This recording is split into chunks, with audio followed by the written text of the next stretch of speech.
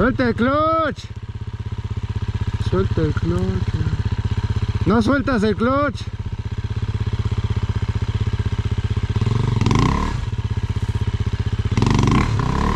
Una más. Dale más juego hacia atrás y hacia enfrente, güey, para que se columpee.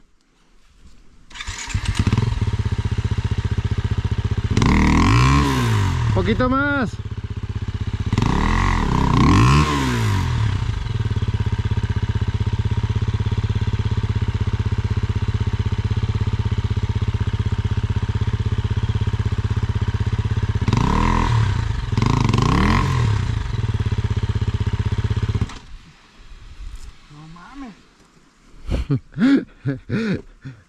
¿Sabes cómo va a ser más fácil? Echarla hacia atrás, hacia acá. ¿Ya viste este otro carril? Y de ahí agarrar un poco de velocidad, güey.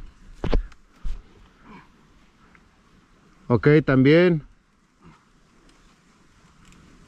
¿Ya viste que te atora?